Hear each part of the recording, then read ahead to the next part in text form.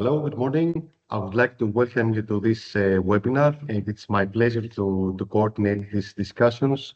This discussion will take place, which brings together perspectives from Sun 5G, Custodes, Curium, and Consentis projects. Today's webinar focuses on a topic of growing importance: how European cybersecurity policy and regulations are shaping security, resilience, and trustworthiness of emerging digital infrastructures. Thank you all for joining us, and let us begin with the first presentation by Professor Dr. Eleni Costa, who is Professor of Technology, Law and Human Rights at Tilburg Institute of Law, Technology and Society. Professor Costa, the floor is yours. Thank you very much. Thank you for the invitation, and thank you for giving me the opportunity to very briefly discuss a little bit about the developments at the European Union level in relation to the digital identity landscape. So there's a very interesting program today. So I'm going to focus on the EU digital identity wallet and have some reflections on the protection of personal data. Actually, the time is very limited, and I'm just going to make some observations that we are going probably and hopefully to discuss towards the end of today's webinar.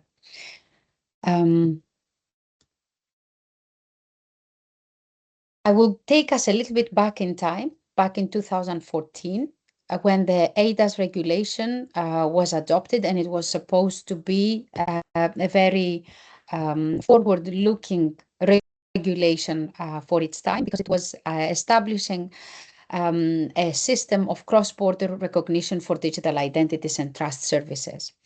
And for the ones that were working with the eIDAS regulation at that time, one of the main novelties of the regulation was that it introduced three distinct levels of trust in the system. So the basic one, the advanced one, and the qualified one, which at the time was the highest level, and it involved certificates from qualified trust service providers, and it offered a presumption of authenticity.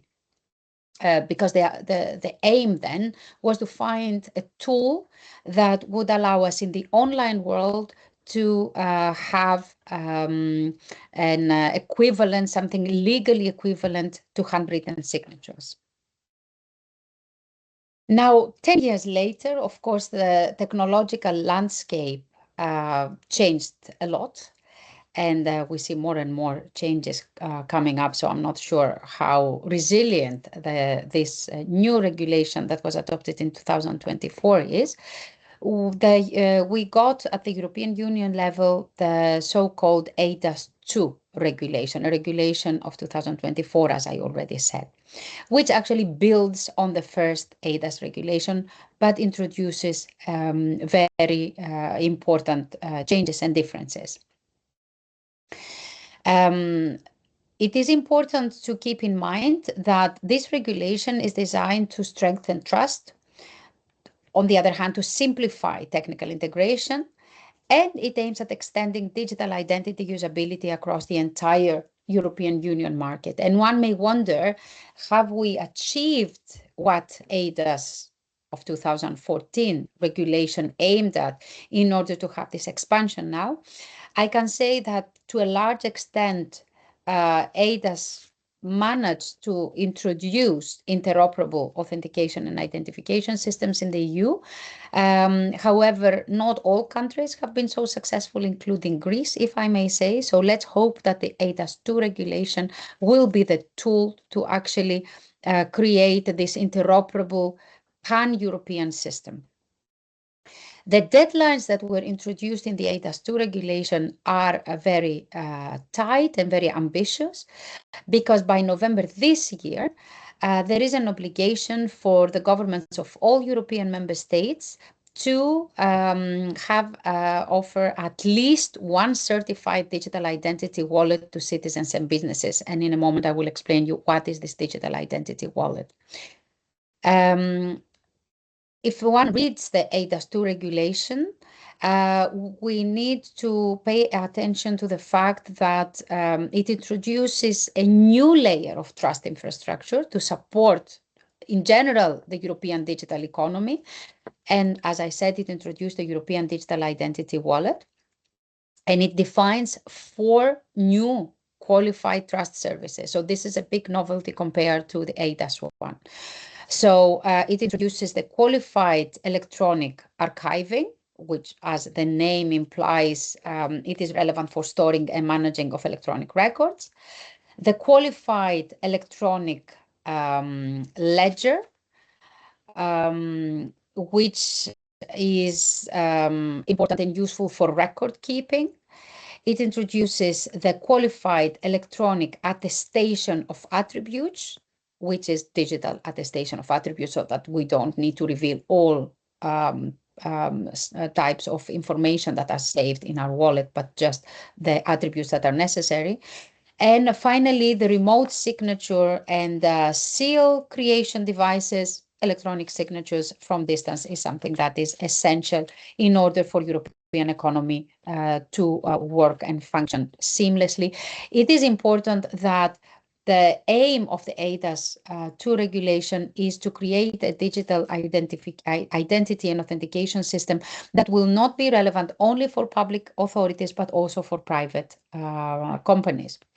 So the vision of the EU Digital Identity Wallet is to create, to offer every European citizen, but also business, access to this tool, the European Digital Identity Wallet, that is usable across all member states. So we don't have any cross-border hindrances. And the wallet will allow users to securely store and share not only necessary personal data, only the necessary personal data. And in this way, we see that it is a tool that brings privacy very strongly in the center of the debate.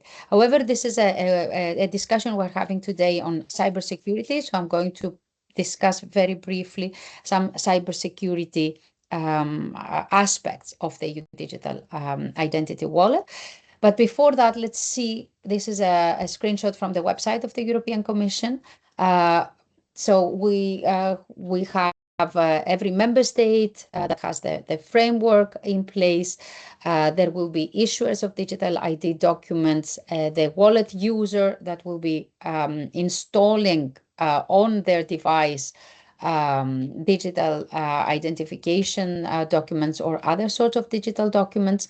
And there are different service providers that will be also sending or pulling information from that wallet.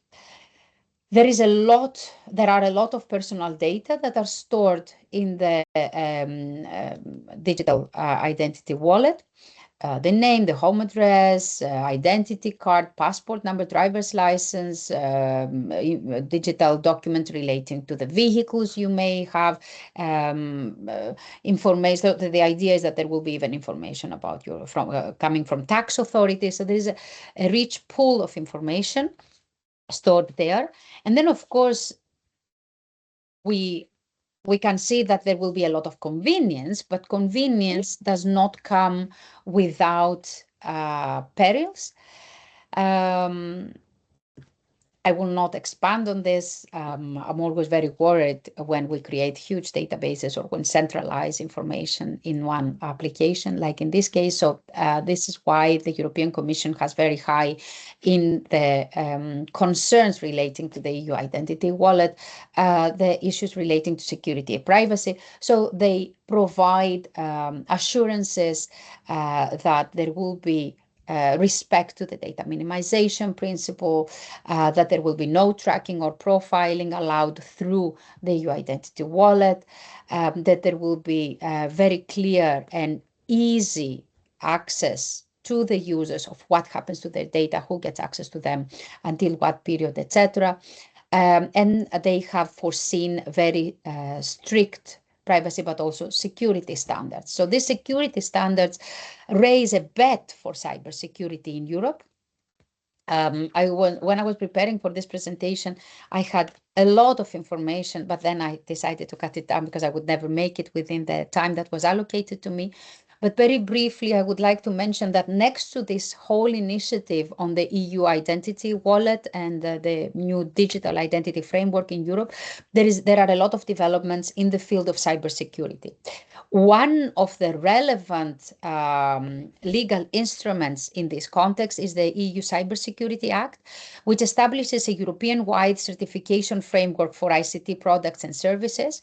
And one of the initiatives established there is the EU Cybersecurity Certification Scheme, the EUCC. CCC. So what is interesting in this case is that these two frameworks come together in order to ensure that the EU Digital Identity Wallet will be secure and will follow the requirements that are established in the EU Cybersecurity Act. And there is an initiative in the hands of ENISA that supports the certification of the EU digital wallets, and they are developing there is a working group working, and they are developing very concrete requirements that will need to be respected with every time that an EU digital wallet is being developed. And here I would like to take the opportunity to mention a project that we have in the Netherlands in our where our institute is participating in, called the Intersect project. It's about security in the Internet of Things. And we have a number of policy briefs that you may find interesting in the field of cybersecurity, all of them. And the third policy brief was on the EU CC certification scheme. I know this was very fast, but I hope I managed to keep it on time, and I gave some of the main points that will be in the heart of discussions with regard to the EU digital identity wallet, privacy, but also cybersecurity. Thank you. Thank you, Professor Costa. You were on time and to the point. Thank you very much for this. So now we will move to Professor Lilian Mitru, who is Professor in University of Aegean, a lawyer, Vice President of National Commission for Bioethics and Technoethics. So, Professor, the floor is yours. Thank you. Hello, thank you for inviting me. Thank you for giving me this opportunity to participate. I have to search my presentation, you know very well that is, and upload it. It's okay, can you see it? Yes, we can see it. Thank you. Okay. In the time that was allocated to me, 12 minutes, I'll try to deal with actually a quite difficult and not so new, but a hot issue in the last years. And this is the issue concerning cybersecurity in the context of artificial intelligence, and more specifically in the context of Artificial Intelligence Act. You know, I'm a lawyer, and I was involved in cybersecurity legal issues the last 25 years. And the people that are coming from this sector, especially the computer engineers and computer scientists, they do all know that cybersecurity was not always a hot issue. Actually, we have experienced more winters than summers in these years, but it became, the last 10 years, let's say, it became more it is interesting that the politicians and the economy have realized more or less the significance of security and then cybersecurity, information security, with regard to the use of their systems and with regard to safeguarding and protecting also public roads. And it's interesting to see how, for me, that I'm so old in the field, it's interesting to see how cybersecurity has become really, is now at the core of many legislative initiatives and legislative instruments of the European Union's Cyber Resilience, Cybersecurity Act, NIS 1, NIS 2, countless. And we can see that this cybersecurity approach has a dual role. It is, on the one side, it's an accessory regulatory tool that is aimed, this instrument to protect interests, rights, principles, public and private goods, values. And on the other side, it slightly became a regulatory target on its own. And it's not, it's interesting that many colleagues, they are speaking about a separate right, a separate fundamental right to cybersecurity. Of course, and this is something that is not new, perhaps, to the audience, that the processing of this large amount of data, training data sets, input, outputs, prompts, etc., renders every information system, but also AI systems, vulnerable to security threats and risks. And of course, we have to note here, and this is nothing that is only that is only this refers to AI, but in general, failing to ensure secure AI systems increases the risk not only for the systems itself, but also to the entire information technology compliance environment, and it has many implications and impacts. What we have to keep in mind is that cybersecurity, also in the case of Artificial Intelligence Act, is introduced as a legally mandatory requirement. Something that we have also to keep in mind is that there is an approach of security by design. That means that the security aspect has to be integrated as an integral feature of an AI system, both in the phase of the development and in the phase of deployment. That means throughout the whole life cycle of the system. It is interesting that the high-level expert group already now 8 years ago, 8 years ago, in the guidelines for trustworthy AI, they have emphasized as one of the 7 requirements that they are derived from the 4 principles about an ethical AI. One of these requirements was the need for technical robustness and safety. And they have linked this principle to this requirement to the principle of harm prevention, and they have emphasized that the AI systems should be developed with, with a proactive approach to risks, and in a way that may ensure that they will behave reliably and as expected. And they have already emphasized that AI systems have to be protected against specific vulnerabilities. Of course, there are general vulnerabilities such as hacking and other threats and attacks, but these attacks in the context of an AI system may target the data, and there is the interesting term there, data poisoning, or the model leakage, or the underlying infrastructure, hardware and software. We are more or less familiar with this.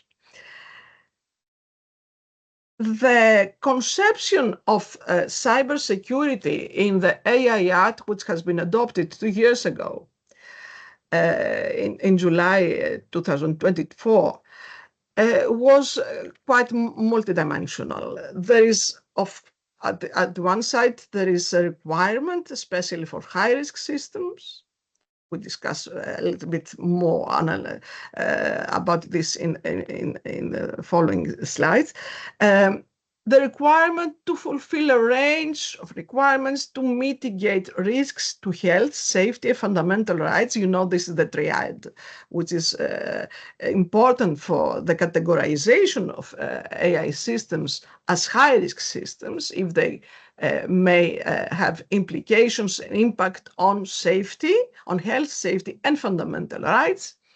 And this is the dual objective, the dual nature of AI Act, which is on the other side a product safety instrument, and the other side is an instrument to protect fundamental rights. And they have to ensure an appropriate level of accuracy, robustness, and cybersecurity during the life cycle. And at the same time, it is a criterion for conformity assessment. Before entering the internal market, these systems, high-risk systems, the second category, I'm not systems if you are familiar with this categorization of AI systems in the AI Act, that we have prohibited uses, high-risk systems, systems that are called transparency risk, and no risk systems. The high-risk systems is the most regulated category in the AI Act in this legal text. And one of the requirements is this conformity assessment. Before entering the internal market, high-risk systems are required to undergo a conformity assessment procedure, and cybersecurity requirements and cybersecurity measures and procedures and policies are one of the criteria for this conformity assessment. This is not the main, Article 9 of the AI Act is not the main provision which deals with cybersecurity, but I would like to emphasize that one of the requirements that are imposed on the providers of AI systems is to implement and maintain a risk management system. And I think that is important because cybersecurity and risk management, cybersecurity is at the very heart, at the very center of risk management, of identifying risks, of find out how to mitigate these risks, reasonably foreseeable misuse, potential risks, and establish the appropriate and targeted risk management measures to address these risks. And this is really important because it refers also to the so-called post-market monitoring system. It has to be ensured that even after putting the AI system into the market, it has to be monitored. The main provision is Article 15. It concerns also the high-risk AI systems. They have to be designed by design approach, as already said, and developed so as to achieve an appropriate level of accuracy, robustness, and cybersecurity. That means that they have to ensure product safety, and they have to be to ensure a consistent and high level of protection of public interests as regards health, safety, and fundamental rights. There are two elements in this provision mainly. They use also the term of resilient and resilience. The first element is the robustness requirement, which addresses errors, faults, or inconsistencies that may inadvertently occur as the system interacts with its real-world environment. And there is the more, let's say, traditional cybersecurity requirement, which targets the threat to alter the use, output, or performance of an AI system. How? By malicious third parties, which may exploit the system vulnerabilities. Interesting to say that part of this provision, part of the Article 15, is devoted to assign the Commission the task to support the development of metrology and benchmarking in collaboration with relevant stakeholders and bodies in order to encourage the development of all these systems. There are also some you know that the provisions concerning the general purpose AI models was something that has been added in the Artificial Intelligence Act after the first proposal, when we had the rise of all these and this huge development of ChatGPT and other models and systems. And then they had to add some more provisions on general purpose AI models. And one of these provisions concerned the cybersecurity requirements for general purpose AI models with systemic risks. In this case, they have to ensure an adequate level of cybersecurity, and in this context, we have to take also into consideration the recital 115 that mandates more specifically that they have to take cybersecurity protection against malicious use or attacks. And there are some adversarial threats listed there as, for example, accidental model leakage, unauthorized releases, circumvention of safety measures, cyber attacks, or model theft. This is interesting also. They put on them the obligation in order to ensure the cybersecurity that the providers of such models, they have to conduct and document internal or external adversarial testing of the model. There are no references to robustness or resilience requirement, and there is no explanation about this. Perhaps the fact that they had to add all these provisions are add-on provisions, and they were not conceived from the very beginning. Perhaps they have forgotten this, they had no time to elaborate more on this. Especially in the context of generative AI, I would like to point your attention to some very specific and extra additional security challenges.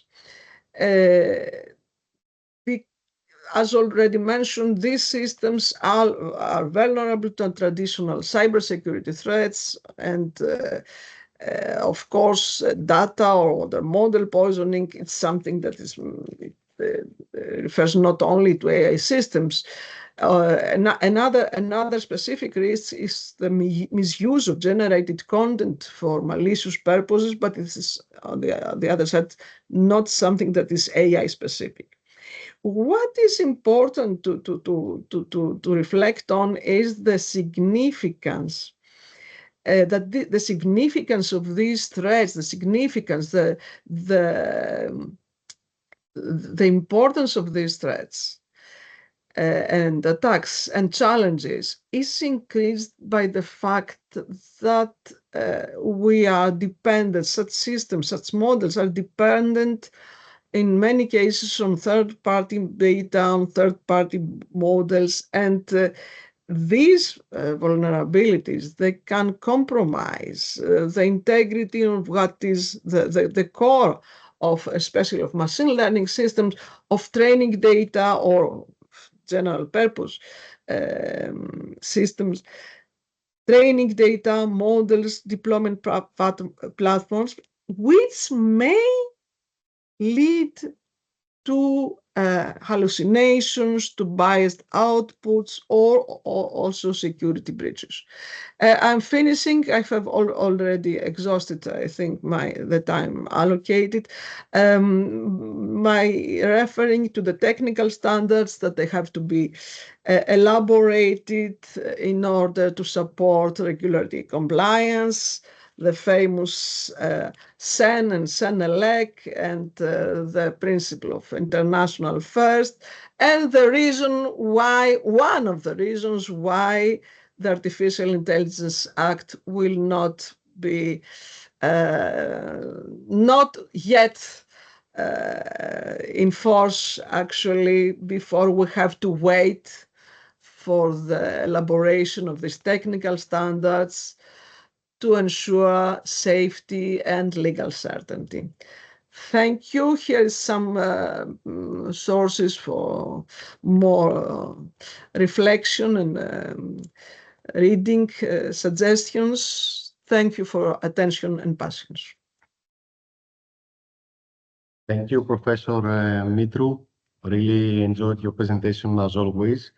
And now we'll move to Ms. Iro Hadzapoulou. And Iro is going to tell us about what we should know about CSA and CRA. Ms. Hadzapoulou, the floor is yours. Thank you.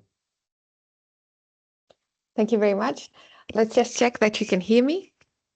Can you hear me? Is it okay? Yes, we can hear you. Okay, great. So hello everybody, good morning or good afternoon, depending on where you are seated.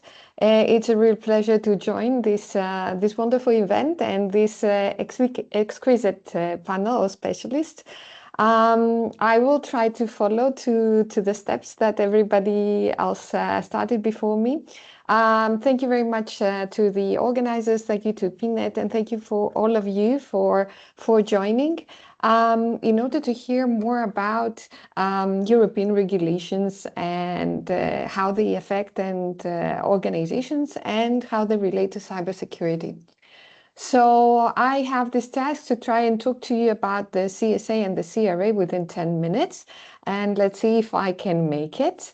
So the good thing is that some of the things that I wanted to say have been, let's say, introduced like a teaser by both Ms. Costa and Ms. Mitru. So that will make it a little bit easier. So to start, we will start with the problem. So with the identification of what the problem was regarding products and services within the, not only the European, but the international market. So what was the case is, what is currently actually the case is that there are a lot of products and services that are available within the market, but organizations that want to use them and adopt them, or even end users that want to use them, do not have a very clear idea regarding how to compare the level of security of a specific solution, either product or a service. So there are a lot of, let's say we want to buy a firewall either for our home or for the place of work. There are a lot of brands that provide the same thing. They may have different abilities regarding, I don't know, how many users they can support or what kind of environment they can be implemented in, but the information regarding the level of security of such solutions is not transparent and is not available to the user. So as the European Union in total considered this problem, they thought also about of a possible solution that would allow for organizations to get a clear idea and get transparent information and build the trust towards specific products and services. And that the solution to this problem was the development of the EU cybersecurity certification. What is certification? Certification is actually a procedure that will lead to the issuance of a certificate. And a European cybersecurity certificate is actually a document that will attest, that will say and guarantee that a specific either product or service or project or process has been evaluated and conforms to a set of specific security requirements that have been established in the European cybersecurity certification scheme. And here the operative words are, of course, European and cybersecurity certification, because we already have a lot of cybersecurity certification, but it's not uniformal and uniquely identified and recognized within the European Union, whereas this solution that is being proposed is actually going to establish this baseline and this fully recognized solution within the European Union. To do that, we had the European Cybersecurity Act was published. It has undergone some iterations. So it started in the beginning with just having within its scope only ICT product services and processes. And as time went by, we had the incorporation also of managed security services, and this is why this slide looks like this. So there was this amendment in 2025, and now we have the proposal for a new update on the European Cybersecurity Act, which will also include something, or it's proposed to include something for the certification of the cybersecurity posture of entities. So not only services and products, but also all the other things that we mentioned. And how is that done? That is done by establishing a European cybersecurity certification scheme. And as both my previous speakers mentioned, there are different ones that have started to be being developed. We have the EUCC, which is based on common criteria affecting products. We have the EUCS, which is on cloud services. The 5G, the EU 5G, which is about 5G, obviously, the name is pretty obvious. And then we have the EUDI wallet, which was mentioned by Eleni before, and we have the EU managed security service for the managed security service providers. And from all this, the first one, the EUCC, is actually finished and already published and available to the market to be used. And we're already very happy to have the first certificates in Europe. The European cybersecurity certification is supposed to be voluntary unless it is specified by union law or member state law. And this is actually where we can connect it to the CRA. So this was the CSA. Now we talk about the CRA, which is a cybersecurity act, again, that imposes horizontal cybersecurity requirements for product with digital elements. So we are not in the full scope of the CSA that we were before, which talked about products and services and processes and so on. But we focus now on a specific area of products, which are the products with digital elements.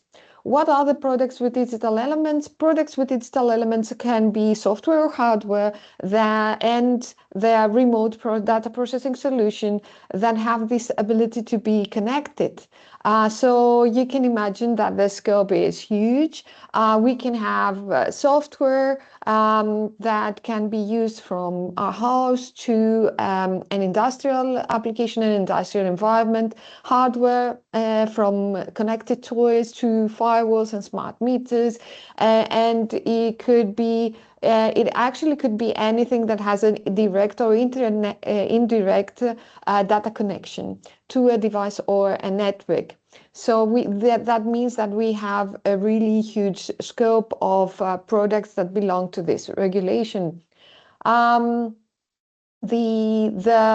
needs to be done, so the basics of the CRA is that the CRA imposes a set of rules for making the product available to the market.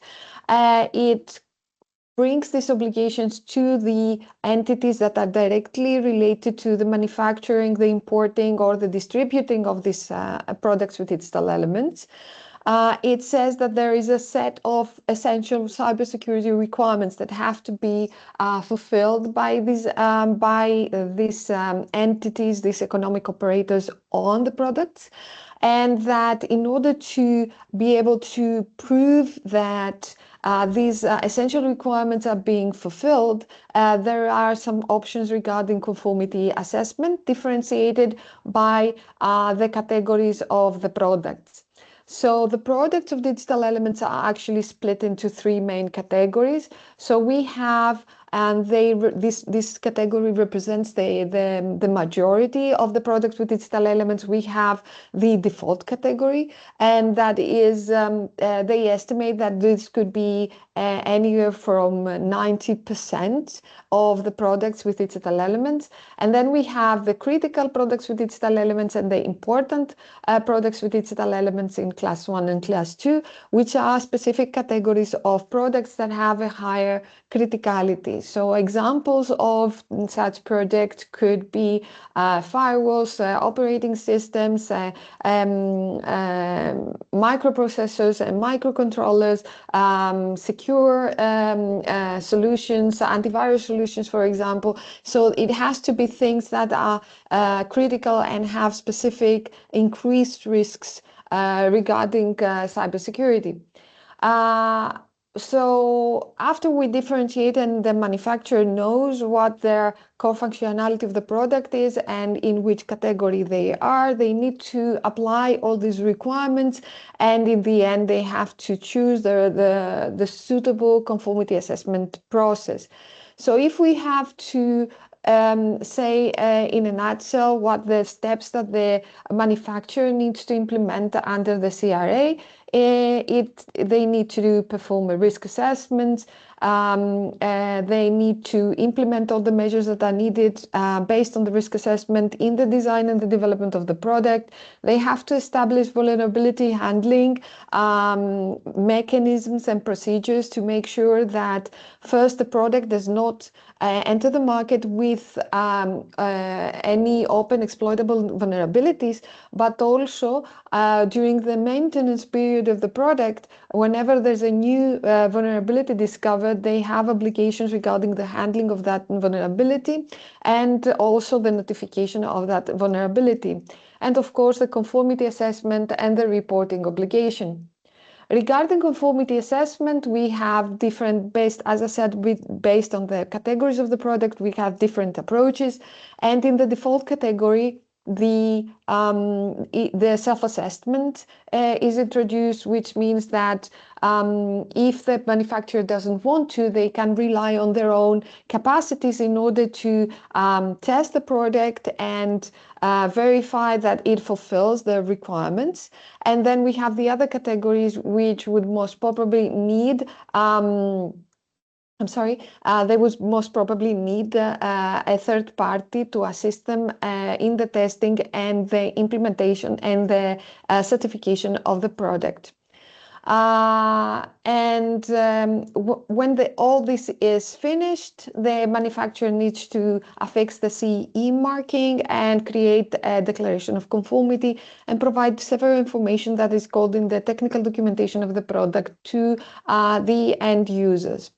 And all that have to happen within a specific timeline imposed by the regulation. And you can see here the timeline, and it started some time ago, but what we need to keep now and to be very careful is that from 11 September of 2026, we have the applicability of the notification, which means that manufacturers have to actively notify the relevant authority regarding actively exploited vulnerability and severe incidents, and issue within 24 hours from the time that they have identified that there is such an issue, issue an early warning, and they have then until 72 hours to perform a full notification.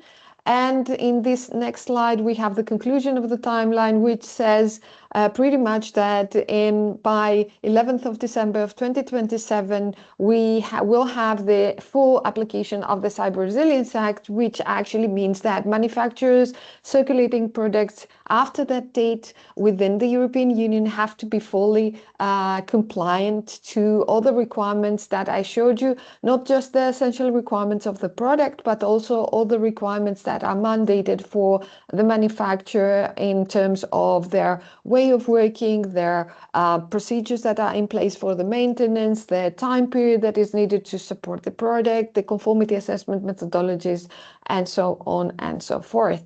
So I really tried to put them basic facts and basic features of CSA and CRA in 10 minutes. Hopefully I achieved it because I was not looking at the time. So thank you very, very much for your patience and attention. Okay, thank you, Ms. Hadzopoulou, for this interesting presentation, and congratulations for keeping the time and making everything so thoroughly discussed. So now it's my turn. So let me start with my presentation.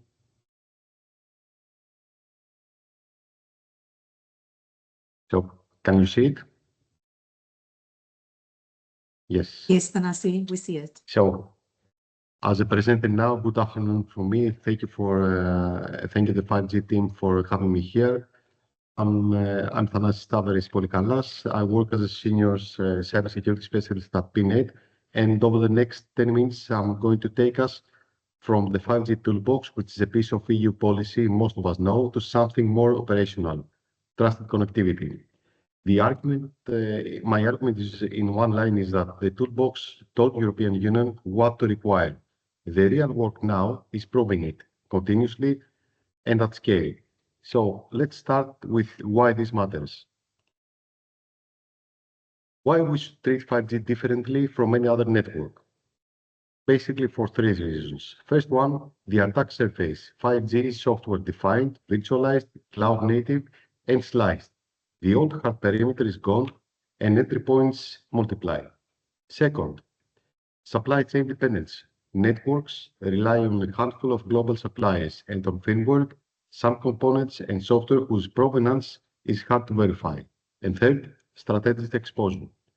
5G underpins energy, transport, health, defense, among other sectors. So disruption or covert access, it stops being an IT issue and becomes national resilience, which leads to the question of the side.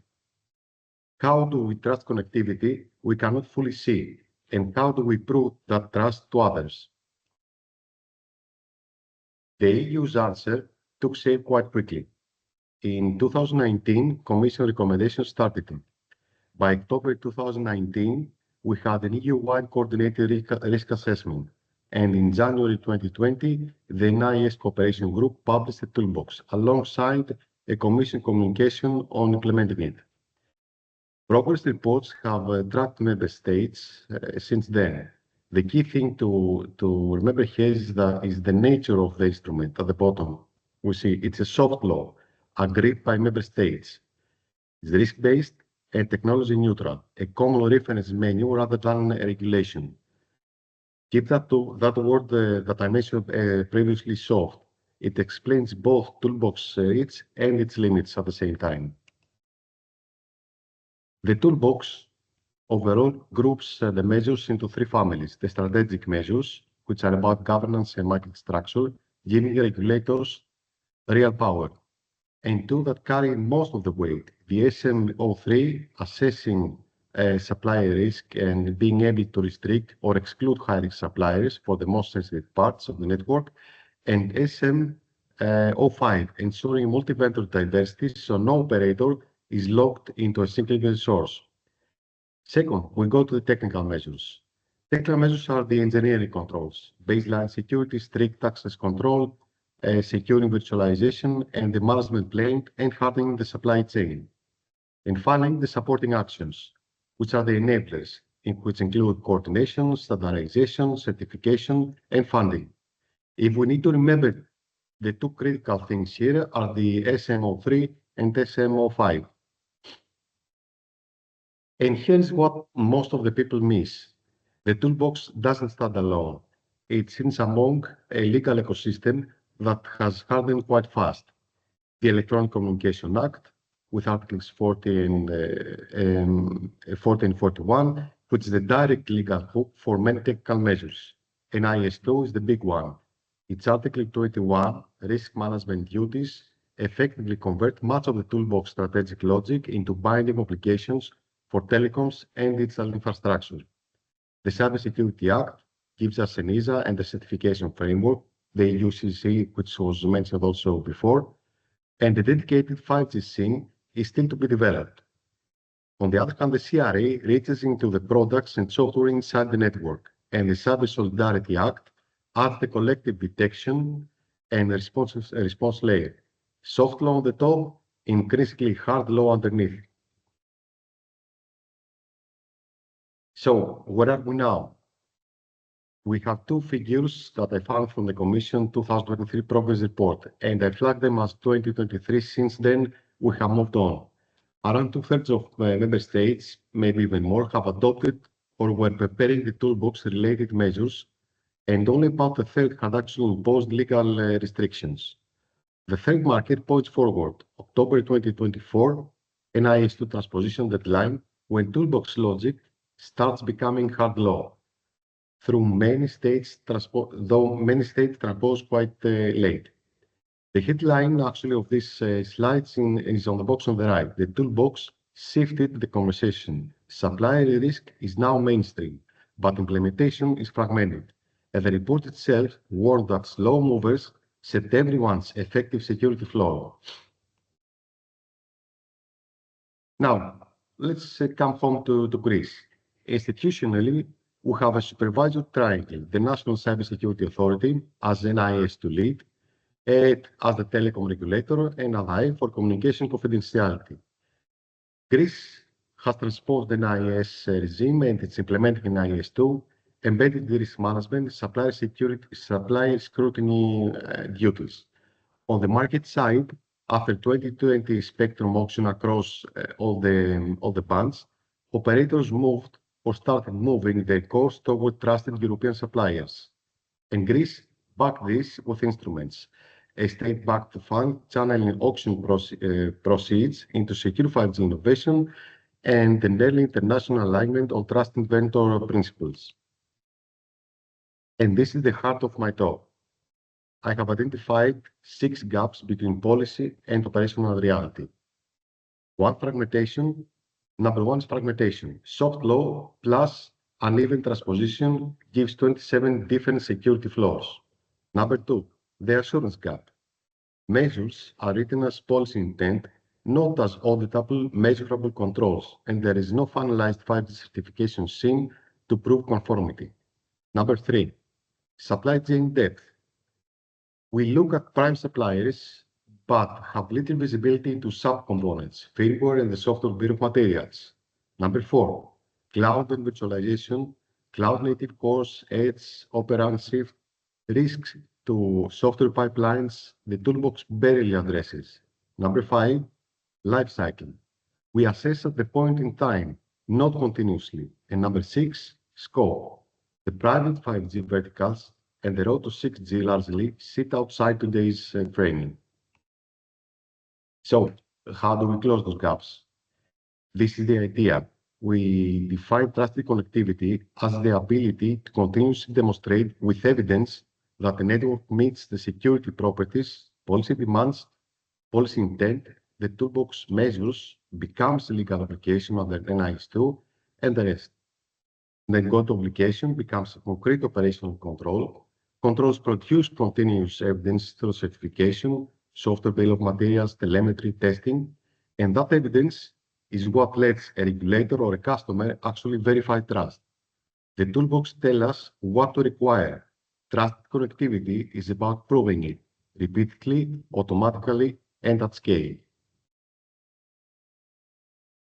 In fact, with 5 moves, we can turn the toolbox into operational assurance. First, we should map each measure to a concrete, testable control and align it with an NIS2 and the code. One control set, not 3 parallel ones. Second, certify and standardize.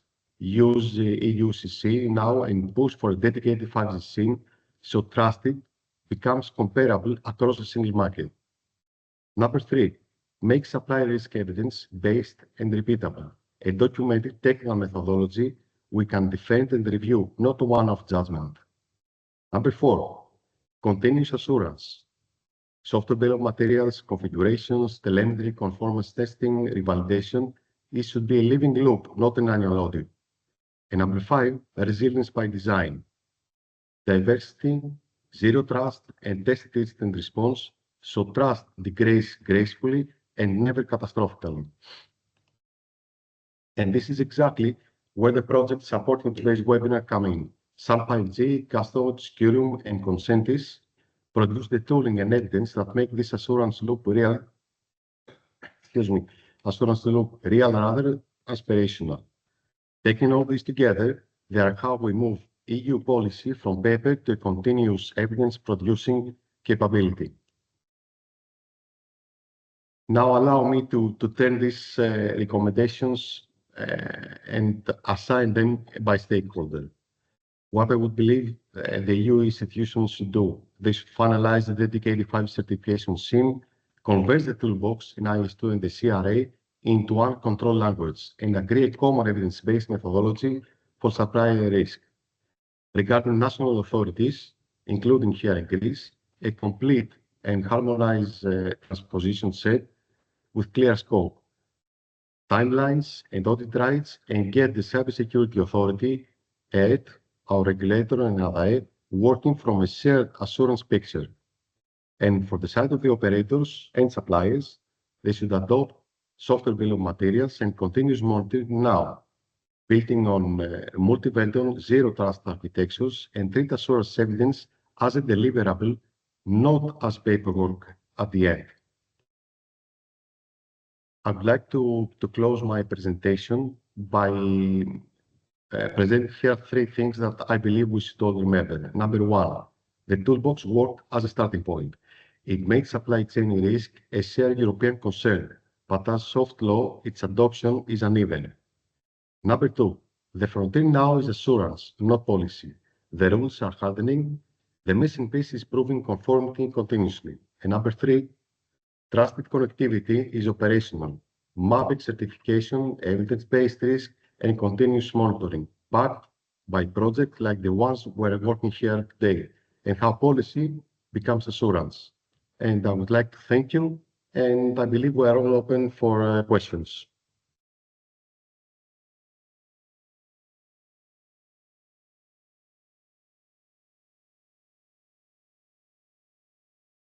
So I have received some questions, and I would like to start with Professor Costa. Professor, can you hear me?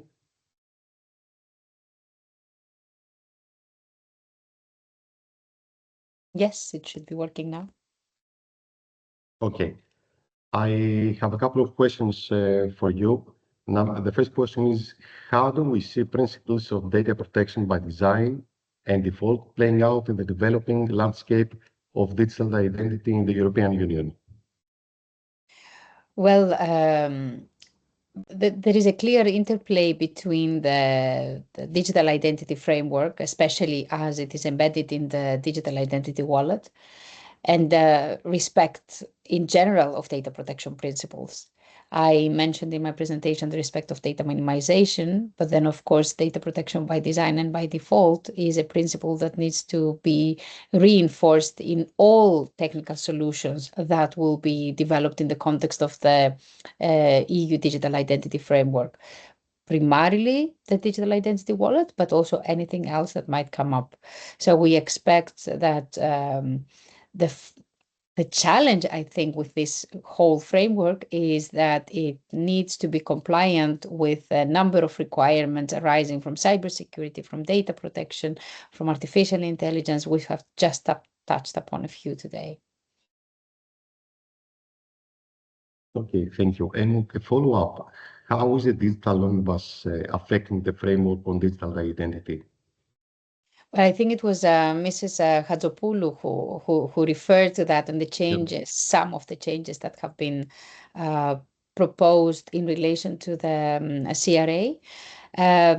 The digital omnibus, at least at this moment, because you never know what the Commission will do tomorrow, is not touching specifically on the eIDAS2 regulation, but there is an impact coming from changes in other pieces of legislation, predominantly cybersecurity related and data protection related. So we need to follow closely the developments in order to see what kind of changes will be introduced and how they will affect the deployment solutions that we are expecting in the context of the digital identity infrastructures.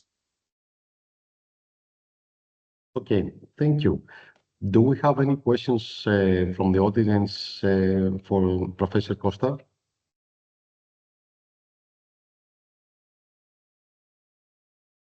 I do not see any comments on the chat or raising hands, so I assume that there are no questions.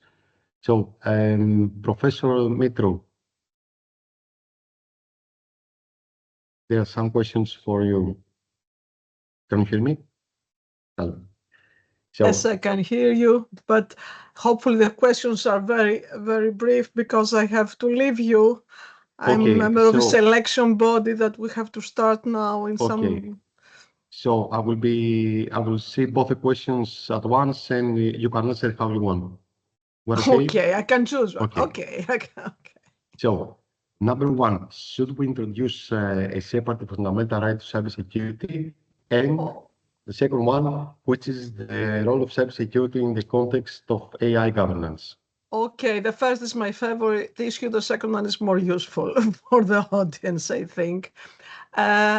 Let's say that one of the main targets for implementing the regulatory framework, but the AI and let's say profiting from what is AI can offer in the framework of in the context of an organization, is to establish, is to introduce, is to work on, elaborate on AI governance policies in order to embed the use of AI in an organization. And in many cases, actually, I see that many companies, many organizations, they do address this issue of AI governance, not in conjunction with the need of IT governance, cybersecurity governance, data governance. And what I would like to emphasize in this case is that we have to proceed, we have to approach, and we have to elaborate on if it is as an entity. We cannot disconnect cybersecurity, governance, security measures, IT and infrastructure security, and data security from the use of AI systems in an organization. This is something that I would like really to stress your attention to. It's not a legal issue. It has also legal implications. It has also legal presuppositions and requirements, but it's a matter of policy that has to be adopted.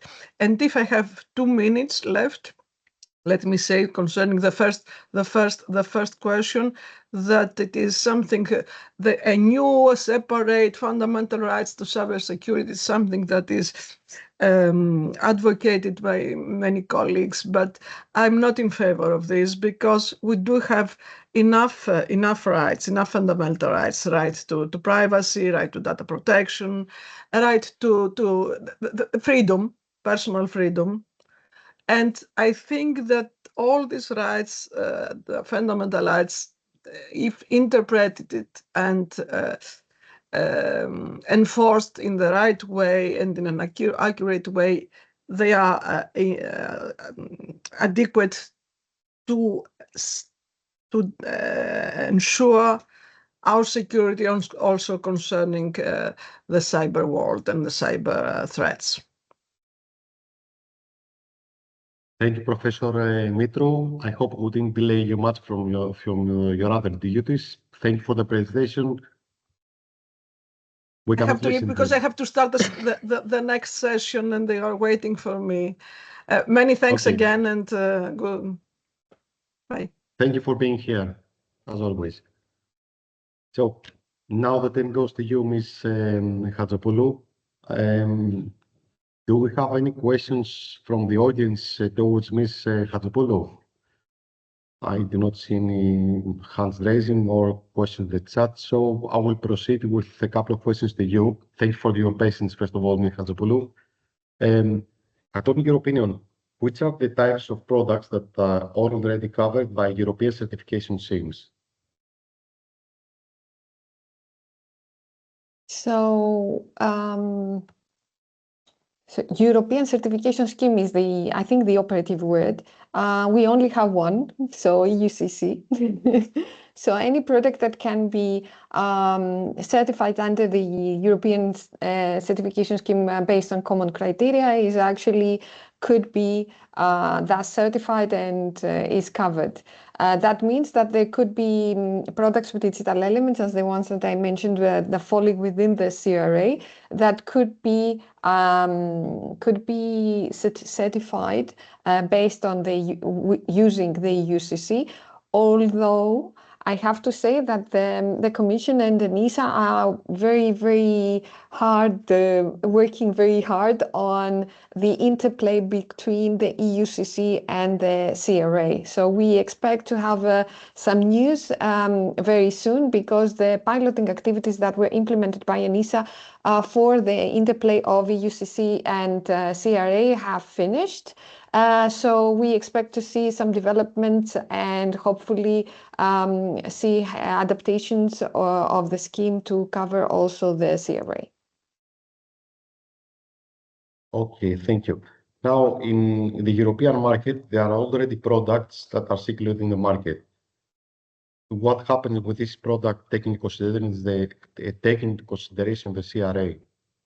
Should we remove them? That's a really, really good question. I hope I will be able to reply, to give a good answer to that question. So based on the initial document of the regulation of the CRA, it said that everything that has to be done before the product is circulated in the market is only applicable to the products that will circulate in the market after December 2027. So that was the original point of view. And what the original point of view also said was that if there was a significant modification, then everything would be will have to be implemented no matter if the product was already circulating in the market. Now we have some more guidance from the European Commission on this subject, and it seems that this will not be the case. So it's not as simplified as it was before. All products that will be circulating in the market in December 2027, even if they were previously introduced to the market and they were not just recently put to the market, will have to comply. They need to do a risk assessment. So if I remind you, if you can recall a little bit the diagram that I showed you with the different steps, where it started with a risk assessment. So the first step would be the risk assessment. They have to check whether the product that is currently in the market and it's already circulating in the market actually fulfills the requirements of the essential requirements of the CRA. And if it's not, they need to urgently implement measures and follow also the rest of the steps regarding conformity assessment, and then make sure that it circulates in the market in a compliant manner. So to wrap it up a little bit, it seems that all products that are either already in the market or are going to circulate in the market after December 2027 have to comply to all the requirements of the CRA, and the same applies for the manufacturer. So in theory, we should not have products circulating in the market with open vulnerabilities, for example, open exploitable vulnerabilities, and all products should have implemented security by default and by design, and technical documentation should be there, and this has been verified, and declaration of conformity has been affixed, and CE mark has been affixed to all products. Thank you for the elaborate answer. What I understand is that the next years we have a lot of work in a quite complex environment. That's true. That's true. So unless there are no other question to the speakers, I do not see or comments. I do not see any comments or questions or raised hands. No, I would like to thank everyone participating, especially the speakers, and Sun5G, Concertis, and Curium, all the projects that have organized this excellent webinar once again. And I hope that we all gave you the insights in this complex environment of regulation, AI, and cybersecurity in the European Union, which is going to be our main focus and main business the years to follow. Thank you all for participating and hope to see you at the next one.